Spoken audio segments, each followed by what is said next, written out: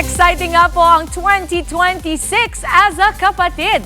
Mapapanood na next year ang mga bagong shows ng TV5. Kung ano-ano ang mga yan, panoorin po natin sa report na ito.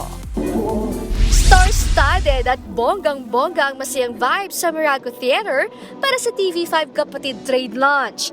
Para sa 2026, walang patidang vibe ng OG and biggest OPM countdown.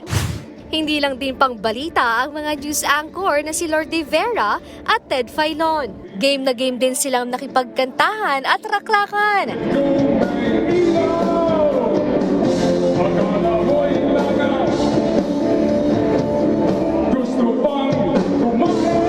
Matutunghayan pa rin ang mga OG na paborito ng mga kapatid shows tulad ng Singgaling at Face to Face. Nandito na tayo sa exciting part. Pinasilip na rin ang mga bagong kapatid shows at programs na aabangan sa TV5. Kasama dyan ang My Best Friend Eman na iikot ang kwento sa kabutihan. Bibida dyan sina Ay de las Alas na gaganap bilang isang madre. Madre po ako dito at nagbabait-baitan talaga ako. Hindi, totoo ako mabait pero dito sumusobra pa ako sa kabaitan. Bibida rin dyan si Shaina Magdayaw na first time mapapanood sa Kapatid Network. It is my first time na makasama kayong lahat ngayong gabi.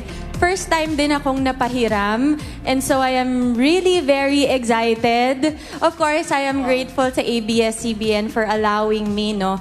Pero maraming salamat because TV5 has always been our partner. Aabangan naman ang The Kingdom series mula sa same movie na pinagbidahan ni Piola Pascual.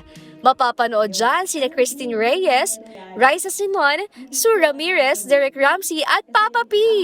Sigurado ring tututukan ng fans ang comeback teleserye ni Enrique Hill na The Secret in Prague. Makakasama niya dyan si kapatid star Andrea Brillantes. They will see a lot of romance. Yes. There will be action. Yes. Sure ako mapapatawa kayo, mapapaiyak kayo. And ayun, secret na lahat. I've been out of TV for a couple of years, so I think it's a perfect time to come back. And what a way to come back with Andrea.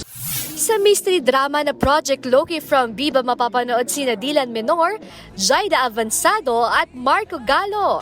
Si Inigo Pascual naman ang mangunguna sa The Good Doctor, ang Philippine adaptation ng 2013 Korean drama.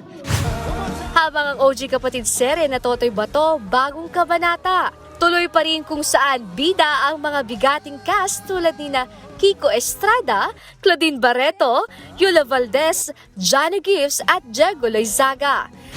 Aabangan din ang iba pang programa tulad ng Talent Search na Isayaw Mo at Artista Academy at Magic Boys na tungkol sa magical adventure na magbabarkada.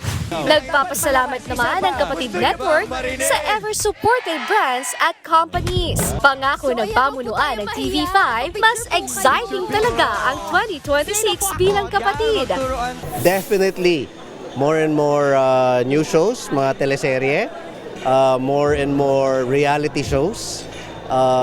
And I think you're going to see may mga big stars din tayo. Surprise na lang for next year.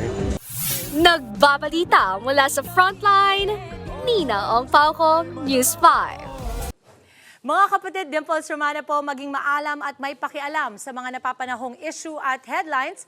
Mag-follow na po at subscribe na sa social media pages ng News 5.